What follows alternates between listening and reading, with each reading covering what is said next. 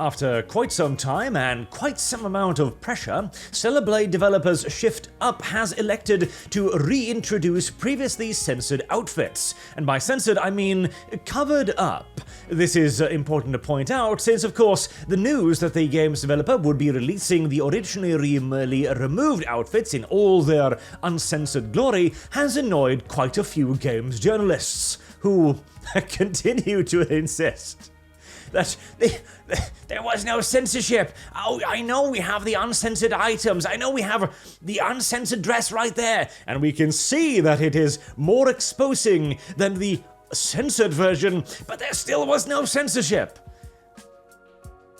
My brother in Christ, we have arrived at the point now where you can literally place the two side by side and see that one is more risque than the other, and yet you still maintain that there was no censorship.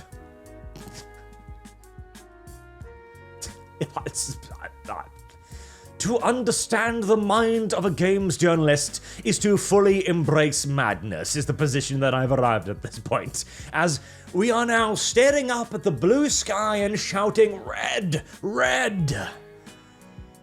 Ah, boy. But hey, at least Paul Tassi here is in good company. I do love the end of this. So, what is the problem with adding in the uncensored outfits? Well, the bad part of this is that the culture war folks here have been rewarded for their frankly ridiculous campaign lambasting the game.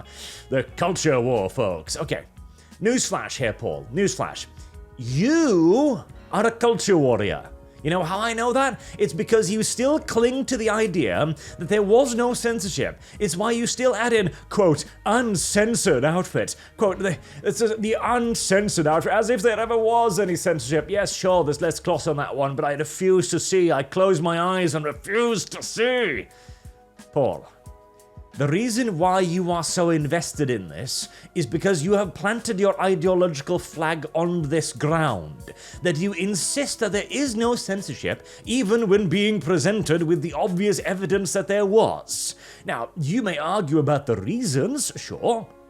Personally, I believe that the reason was because Sony asked for them to be removed. And here's the thing, Sony is a big company. You probably have 24 teams looking over every inch of a game up to be released, seeing if it complies with Sony's TOS and all of the contractual obligations between themselves and the developing company. In all due likelihood, Team A looked at the outfits and went, that's okay, put it on the disc. But then Team B looked at it and went, oh no, that's a bit too much skin, pull that back.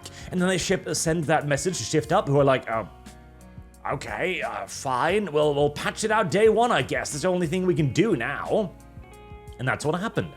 I think this has been further reinforced and strengthened by the fact that they didn't immediately add them in.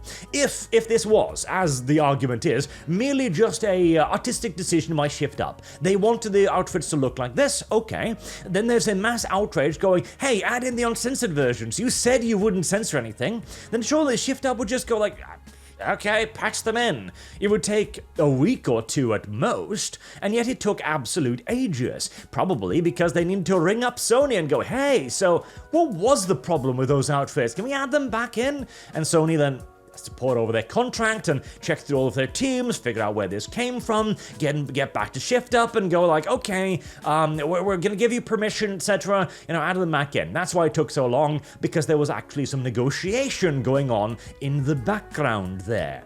And yet still, it's like culture war people, ridiculous campaign, quote, uncensored. Paul, you have joined the position of Kotaku, okay? A manufactured controversy around, quote, censorship of the PlayStation 5 exclusive continues to unravel. They've literally gotten what they asked for, continues to unravel. I know.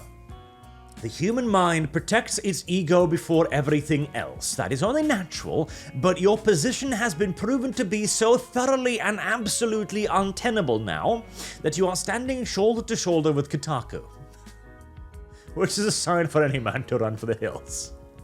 And okay, to bring this onto a bit more important topic here, so This was, of course, started by Grumps, who started the petition campaign to try and get this reintroduced. Grumps has since declared victory, which I think he has every reason to do, and the petition will be finished and sent to Shift Up now as a gift, as a sign that, here, look at all of these people whose wishes you actually fulfilled. This is a very good thing. This is a universal win, because the outfits, now both the original and the changed, are both in-game. The gamers have simply received more outfit choices. There are zero negative consequences for this whatsoever, unless you are ideologically invested in the idea that this wasn't censorship. The only people losing here are the people who think the sky are red, in other words. But for the rest of us, the valuable takeaway from this is that all companies, even the ones that are purportedly on your side, should be treated like dogs, like prisoners of war in a German camp. They should be beaten, they should be harassed, they should be harangued, they should be made to carry out the most pointless, punitive tasks imaginable at the slightest offense. They should be abused actively and maliciously, because only negative feedback matters. Only negative feedback. You can praise a company all you want. You can thank them, you can pet them, you can purchase their games. All the positive reinforcements in the world will achieve nothing. Only the stick has authority. And this has been proven again and again and again. Creative Assembly, my go-to example for all of this. People would praise them. Creative Assembly, you're such a good company. You're such a good company. You're being good boys to us. You're giving us good games. And Creative Assembly, oh, we can get away with anything now.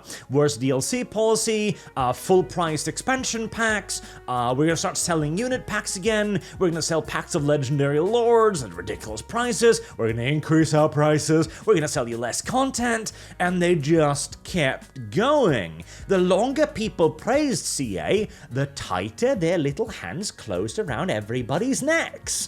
But then, when they finally took one step too far and the stick was brought down, oh, look at this. Results. Now they're backpedaling. Now they're changing their policies. Now you can buy lords individually. Now you can buy pieces of the DLC instead of all of it at one big cost. Now they're promising change and to have another look at their DLC policy.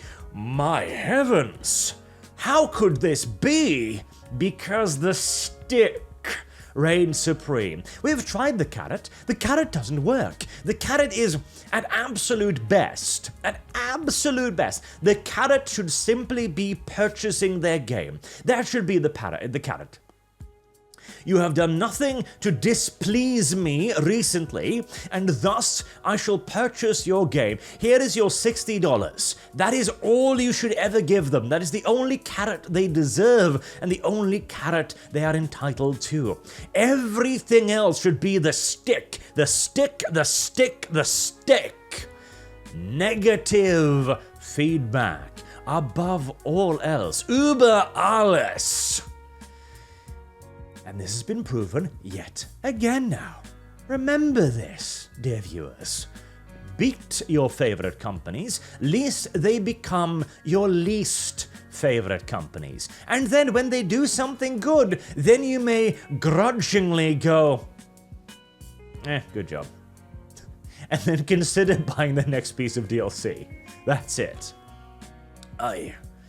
But hey, it's a nice victory, and I am positively surprised, as I would have expected and years ago, this would simply have been ignored, because the fear of upsetting the culture warriors, hello Paul, would have been greater than the fear of upsetting the fans. The very fact that it was the fans who won this, not the game's journalists, is a very heartening thing indeed. Until next time, I have been Arch. Thank you all very much for listening, and I do hope to see you all again soon. And remember, chat, stick, stick, stick.